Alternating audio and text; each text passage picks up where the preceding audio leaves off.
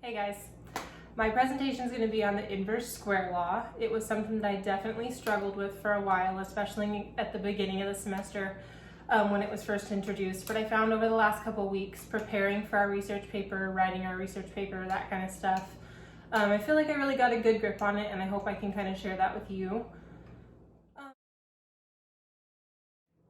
So, what is the inverse square law? The inverse square law, by definition, is that the intensity of the beam is inversely proportional to the square of the distance from the source. We know that. It's been hammered into our brains, but it's kind of wordy, right? One thing I want to make sure that you don't forget during this presentation is that the beam diverges. From the point of origin, being your X-ray tube, the beam is going to spread, it's going to widen. And as the beam spreads and widens from that point of origin, the number of photons in that beam are going to begin to diminish, right? Say our distance doubles. Our original distance is 36 inches. If we double it to 72 inches, the area that those photons now have to cover has increased 4 times, right? So you can imagine a lot of those photons are not going to make it. There's not going to be enough photons to cover that area that is now 4 times larger. So I have a little way to show you that. All right, so here's my little diorama. It is pretty reminiscent of figure 12-3 on page 164 in the book. That's kind of where I got my inspiration for it. I just broke it down a little further. I think it's a good diagram already to show us kind of the math behind the inverse square law.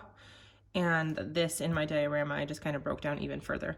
So basically what you see here is I have 2 different distances, okay? These little blue balls are our point of origin, or in your imagination, that can be the X-ray tube. The yellow boards here are what our photons are going to be reaching, or our IR, our patient, etc. And the red little skewers that I have here are our photons. So you'll notice here, our first distance is going to be a distance of 36 inches. And to the second, we are doubling it to 72 inches. At the first distance, you'll notice every one of these photons is reaching the board, right? Well, the definition says that the doubling of the distance is going to increase the area of the square by 4 times. So naturally, the photons falling in this square are not all going to reach whenever the area increases 4 times. So here you can see that I've got a couple of photons that are reaching it and a couple of photons that are not reaching it. So that's just kind of another little visual if you're, you know, that kind of a learner.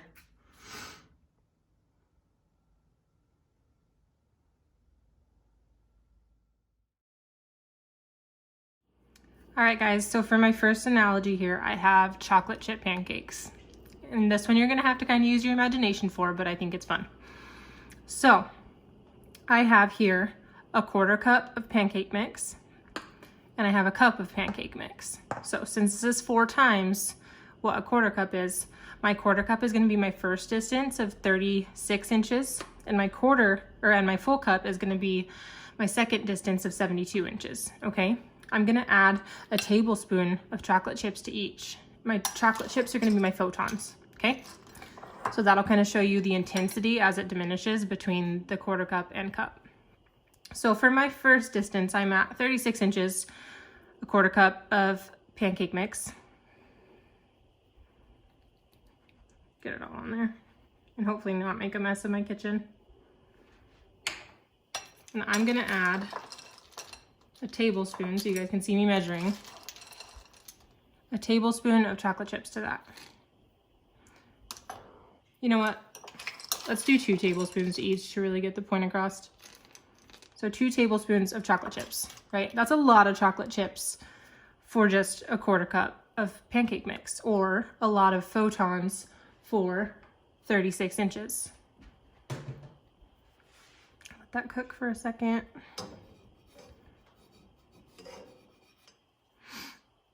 All right, so my first pancake is complete. It's not the prettiest, I'll admit, but you can see how many chocolate chips or photons have made it to my 36-inch distance or my 1/4 cup of pancake mix.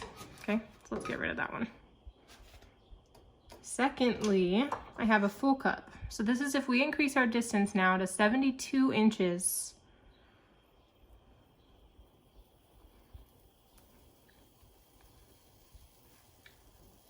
Our 2 tablespoons of chocolate chips now have to spread over 4 times the surface area.